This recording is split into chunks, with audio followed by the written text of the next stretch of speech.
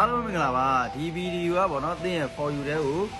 တက်လာတယ်ဆိုရင်ပေါ့နော်ဒါသင်ကို universe ကနေပြီးတော့သိသေးခြင်းနဲ့သတင်းစကားတွေရှိလို့ဆိုတော့သင်အနေနဲ့သဘောပေါက်လိုက်ပါတော့နော်အဲ့တော့အခုလက်ရှိရကျွန်တော်အနေနဲ့ပေါ့နော်ဒါကဘာကိုဟောပေးမှလဲဆိုတော့အခုလက်ရှိမှာကျွန်တော်မြင်တာကိုဟောပေးမှဖြစ်ပါအဓိကတော့ဒီဗီဒီယိုကိုကြည့်နေတဲ့လူတွေကျွန်တော်မြင်တာကိုဟောပေးမှဖြစ်ပါတယ်နော်အဲ့တော့အခုလောလောဆယ်ပထမဆုံးမြင်တာပေါ့နော်ဒီကာလတွေပေါ့နော်ဒါမှမဟုတ်လည်းပြီးဆုံးနေတဲ့ကာလတွေမှာပေါ့နော်ဒီဗီဒီယိုကိုကြည့်နေတဲ့သူကတော်တော်ကိုအနစ်နာခံခဲ့ရတဲ့အနေအထားတွေကိုကျွန်တော်အနေနဲ့တွေ့ရပါတော့အဓိကတော့လူတစ်ယောက်ဒါမှမဟုတ် relationship တစ်ခုပုံမှာတော့ဒါမှမဟုတ် maybe အလုပ်ကိုင်တစ်ခုပုံမှာပေါ့နော်ကိုကပဲအမြဲတမ်းဦးစားပေးခဲ့တယ်ပေါ့နော်ကိုကပဲအမြဲတမ်းဖြည့်ဆည်းပေးခဲ့ရတာမျိုးတွေရှိတယ်လို့ကျွန်တော်အနေနဲ့အရင်ဆုံးတွေ့ရတယ်ပေါ့နော်ဒါပေမဲ့ကိုရခဲ့တဲ့ရလက်တွေကတော့အမှန်တမ်းပြောရရင်တော့မျက်ရည်တွေနဲ့စိတ်ဒဏ်ရာတွေပေါ့နော်ဒီလိုမျိုးတွေပဲကို့အတွက်ပြန်ပြီးတော့ရခဲ့တဲ့အနေအထားတွေကိုကျွန်တော်အနေနဲ့တွေ့ရတယ်ဘာလို့လဲသိရမလားကိုကအကောင်းဆုံးလောက်ခဲ့ပါလေရဲ့နဲ့ပေါ့နော်ငါကြောင့်မှဘာလို့ဒီလိုမျိုးတွေပဲပြန်ရရလဲဒီလိုတုံ့ပြန်မှုတွေပဲပြန်ပြီးတော့ဖြစ်နေရတာလဲဆိုတဲ့ဒီလိုမျိုးတွေပေါ့နော်ဒီလိုမျိုးအပြေမရှိတဲ့မေးခွန်းတွေကြားထဲမှာကို့အနေနဲ့ပေါ့နော်တယောက်တည်းစိတ်အနေနဲ့ပေါ့နော်ဒီစိတ်ခံစားနေရတာမျိုးတွေပေါ့ညဘက်တွေမှာဆိုရင်အိပ်ရေးပြတ်တဲ့အထိပေါ့နော်ဒီလိုမျိုးတွေကြိတ်ပြီးတော့ခံစားနေရတဲ့အနေအထားတွေကိုကျွန်တော်အနေနဲ့အခုလက်ရှိမှာတွေ့ပါတယ်ပေါ့နော်အဲ့တော့ကျွန်တော်အနေနဲ့ဒီ energy အကိုက်တယ်ဆိုရင်ပေါ့နော်ကျွန်တော်အနေနဲ့ဒီဗီဒီယိုကိုဆက်ပြီးတော့ကြည့်ပါနော်ဒီဗီဒီယိုကိုကြည့်ဖို့အင်အားမရှိဘူးဆိုရင်မကြည့်နဲ့ပေါ့နော် Okay အဲ့တော့အခုလက်ရှိပေါ့နော်ခင်ဗျားရဲ့ဒီပေါ့နော်ကျွန်တော်ဒီဟိုပါပေါ့နော်လက်ရှိ current energy ကိုကြည့်မယ်ဆိုရင်ပေါ့နော်အခုလက်ရှိ review ကိုကြည့်နေတဲ့သူကတော့လက်ရှိအပြင်ပန်းမှာတော့ပေါ့နော်ကိုအနေနဲ့ AC တည်ငြိမ်နေတယ်ဆိုပေမဲ့လည်းပေါ့နော်သိရမလားခင်ဗျားတော့ AC သေးပဲပေါ့နော်သိရမလားဒါပေမဲ့လည်းဒီဗီဒီယိုကိုကြည့်နေတဲ့သူရဲ့စိတ်ထဲမှာတော့သိရမလားဘယ်လိုပြောမလဲစိတ်ပင်ပန်းမှုတွေတအားများနေတာကိုကျွန်တော်အနေနဲ့တွေ့ရပါတယ်ပေါ့နော်သိရမလားကိုကဟိုဘယ်သူမှလည်းစကားမပြောချင်ဘူးသိရမလားဘာမှလည်းမရှင်းပြချင်ဘူးကိုကအပေါင်းအသင်းတွေကြားထဲမှာရှိနေတယ်ဆိုရင်တော့သိရမလားမပြောရွှင်ရတာမျိုးတွေတခါလေတယောက်တည်းဖြစ်နေတယ်လို့မျိုးပေါ့နော်ဒီလိုမျိုးအထီးကျန်ခံစားနေရတာတွေကိုကျွန်တော်အနေနဲ့တွေ့ပါတယ်ပေါ့နော်နောက်ပြီးတော့လည်းအခုဒီရက်ပိုင်းတွေမှာပေါ့နော်အမှအေးရေးမောရတာမျိုးတွေအိတ်မပြောတာမျိုးတွေဒါမှမဟုတ် maybe ကျွန်တော်အနေနဲ့အိမ်မဆိုးတွေခဏခဏမတ်တာမျိုးတွေကိုလည်းကျွန်တော်အနေနဲ့တွေ့ရတယ်ပေါ့ဒီကတော့စိတ်ထဲမှာပေါ့နော်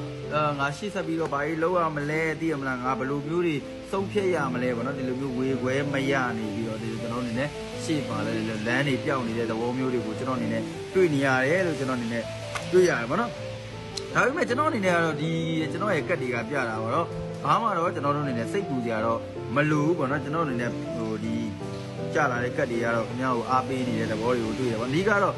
ကို့အတွက်ဗာလဲဆိုတော့အမောင်ဆုံးအချိန်ကဘာပဲလဲမိုးလင်းကဒီအချိန်ဖြစ်ပါတယ်ဗောနော်အဲ့တော့ကျွန်တော်အနေနဲ့ဒီအချိန်မှာဗောနော်အရင်ဒီဗီဒီယိုကိုကြည့်နေတဲ့သူတွေဗောနော်အရင်တော့ကကျွန်တော်အနေနဲ့စိတ်ထဲမှာခံစားခဲ့ရတဲ့ trauma တွေပင်ပန်းမှုတွေကအလကားတော့မဖြစ်သွားပါဘူးဗောနော်အခုအနေနဲ့ဒီဗီဒီယိုကိုကြည့်နေတဲ့သူကတော့ဟိုဘယ်လိုပြောမလဲကို့အတွက်ဗောနော်ဒီလိုရုန်းကန်နေရတဲ့အခြေအနေတွေကနေပြီးတော့အောင်မြင်မှုကာလပဲဦးပြောင်းမှုပြင်ဆင်တဲ့ကျွန်တော်အနေနဲ့ဒီလိုမျိုးဗောနော်အပြောင်းအရွှေ့ကာလအနေအထားကိုရောက်ရှိနေတာဖြစ်ပါတယ်ဗောနော်အဲ့တော့မကြခင်မှာဒီဗီဒီယိုကိုကြည့်နေတဲ့သူတွေဗောနော်သတင်းကောင်းနေတာမှမဟုတ်ဗောနော်တဲ့အတွက်ဗောနော်ကျွန်တော်နဲ့တကယ်တန်ဖိုးထားမယ်အခွင့်အရေးအသစ်တစ်ခုကတော့မကြမီမှာရောက်ရှိလာတော့မယ်လို့ကျွန်တော်အနေနဲ့တွေ့ရတယ်ဗောနော်အဓိကတော့ဒီဗီဒီယိုကိုကြည့်နေတဲ့သူလောက်ရမှာတော့ဒီမှာကိုယ့်ရဲ့အတိတ်တုန်းကဗောနော်ကိုယ့်ရဲ့ဒီလိုအခုအတွက်ဟိုနာကျင်စေခဲ့တဲ့အရာတွေကိုယ့်အတွက်အသုံးမဝင်တော့တဲ့အမိုက်တွေဗောနော်ကိုယ့်ရဲ့စိတ်ထဲကနေပြီးတော့လက်ဟင်းကိုဗောနော်ဒီလိုမျိုးတွေလွတ်ချဖို့တင်ပါပြီလို့ကျွန်တော်အနေနဲ့တွေးချင်ပြောချင်တယ်ဗောနော်အဓိကတော့ဒီမှာကိုလည်းချစ်ဖို့အချိန်ကြီးကြာနေပြီလို့ကျွန်တော်အနေနဲ့တွေ့ရပါတယ်ဗောနော်အဲ့တော့ခုချိန်မှာဗောနော်ကျွန်တော်အနေနဲ့ပြောချင်တာကတော့ကိုယ့်အနေနဲ့အရင်တုန်းကအတိတ်ကာလမှာရောအခုလက်ရှိအချိန်တွေမှာဗောနော်ကျွန်တော်အနေနဲ့ဘလို့ပဲခံစားရဗောနော်အခုချိန်မှာကိုယ့်အတွက်လာမယ်ဗောနော်ဒီအနာဂတ်မှာတော့ကိုယ့်အတွက်ကောင်းမွန်တဲ့ကံစားတာတွေကိုယ့်အတွက်ကောင်းမွန်တဲ့အပြောင်းအရွှေ့တွေ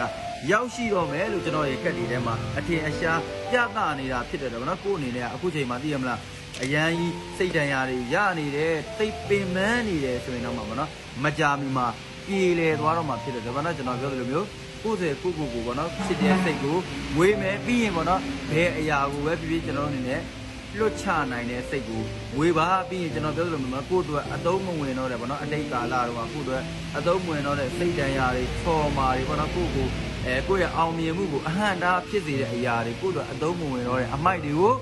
စွန့်ပစ်ခဲ့လိုက်ပါကိုယ့်အတွက်ဘောနော်ရှေ့မှာလာမဲ့ကိုယ့်အတွက်ဘောနော်ဒီလိုမျိုးရှေ့မှာအောင်မြင်မှုပန်းတိုင်တွေဘောနော်ကိုယ့်အတွက်ဒီလိုမျိုးအဆက်အရမှာပြေဝခြင်းအောင်မြင်ခြင်းချမ်းသာခြင်းဘောနော်ဒီလိုစိတ်ချမ်းသာတာမျိုးတွေ relationship မှာဆိုလည်းဘောနော်ကိုယ့်အတွက်အဆင်ပြေတော့မဲ့အလားအလာတွေဘောနော်ကိုယ့်အတွက်တကယ်ကိုတန်ဖိုးရှိတဲ့သူကိုယ့်ပေါ်မှာနားလည်ပေးနိုင်တဲ့သူတွေလည်းကိုယ့်ရဲ့ရှေ့မှာစောင့်ကြည့်နေတာဖြစ်တယ်ဘောနော်ကိုယ့်အတွက်အသုံးမဝင်တဲ့အမိုက်တွေကိုလွတ်ချလိုက်ပါလို့ကျွန်တော်ရဲ့ကတိထဲမှာတော့ပြသနေတာတွေ့ပါတယ်ဘောနော်အဲ့တော့အချို့ကြလည်းရှိရဘောနော်ကိုကအခုချိန်မှာဘောနော်ကိုကဘယ်လိုပြောမလဲကိုလက်ထဲမှာဘောနော်ဒီလိုအမိုက်တွေကို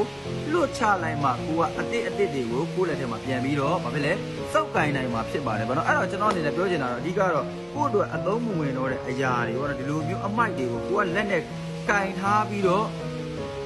ဘာလို့မှလဲဟုတ်တယ်မလားဒီအမိုက်တွေကိုဘာလို့မလဲနှုတ်ပြလိုက်မှကိုယ့်အတွက်တခြားသောအစ်စ်တွေကိုယ့်အတွက်ကောင်းမွန်တဲ့အရာတွေကိုကိုကဘာဖြစ်လဲလက်ခံနိုင်မှာဖြစ်တဲ့အတွက်ဘာလို့ကျွန်တော်ပြောသလိုမျိုးပေါ့နော်ကိုကအခုအရင်တုန်းကပဲဖြစ်အတိတ်မှာပဲဖြစ်အခုလက်ရှိမှာပဲဖြစ်စိတ်ပင်ပန်းနေရတယ်ဆိုရင်စိတ်မပူနဲ့မကြခင်မှာကိုယ့်အတွက်ကံကောင်းခြင်းတွေရောက်ရှိတော့မှာဖြစ်တဲ့အတွက်အရာရာကိုကိုယ့်အတွက်အသုံးဝင်တော့ဘူးဆိုရင်နှုတ်ပြလိုက်ပါကိုယ့်အတွက်အစ်စ်သောကံကောင်းခြင်းတွေကိုပဲလက်ခံရယူပါလို့ကျွန်တော်အနေနဲ့ပြောချင်ပါတယ်ပေါ့နော်ဒါကတော့ဒီဗီဒီယိုကတော့ခေါင်းစဉ်မရှိပါဘူးကျွန်တော်လည်းပေါ့နော်ဒါမြင်တာဟောတာဖြစ်ပါတယ်ပေါ့နော်ဒါကြောင့်မလို့ဒီဗီဒီယိုရဲ့ခေါင်းစဉ်ကတော့မြင်တာဟောတဲ့အဟောဖြစ်ပါတယ်ပေါ့နော်ဒါကြောင့်မလို့ကျွန်တော်တို့ဒီဗီဒီယိုနဲ့ကိုနဲ့ energy ကိုက်ညီတယ်ဆိုရင်ဒီဗီဒီယိုလေးကိုလည်းအသေးလေးပေးမယ် comment လေးရေးမယ်ပေါ့နော်ပြီးရင်လည်းကျွန်တော်ရဲ့အဟောလေးတွေကျွန်တော်တင်သမျှပေါ့နော်အစွမ်းတဲ့ရေရီယာအစီရင်လေးတွေအမြဲတမ်းကြည့်လို့ရအောင်ကျွန်တော်ကောင်းလို့လည်း follow မလုပ်ရသေးဘူးဆိုရင်လည်း follow လုပ်ပြီးတော့ကြပါအောင်အားလုံးပဲကျမ်းမာချမ်းသာပြီးတော့စိတ်ချမ်းသာရတဲ့နေ့ရက်တွေကိုပိုင်ဆိုင်ကြပါစေလို့ကျွန်တော်နေဆုတောင်းမြတ်တာပို့တာပေးလိုက်ရပါတယ်အားလုံးပဲကျေးဇူးတင်ပါတယ်ကျွန်တော်နာမည်တားတော့ပါမင်းအက္ခဖြစ်ပါတယ်ခင်ဗျာ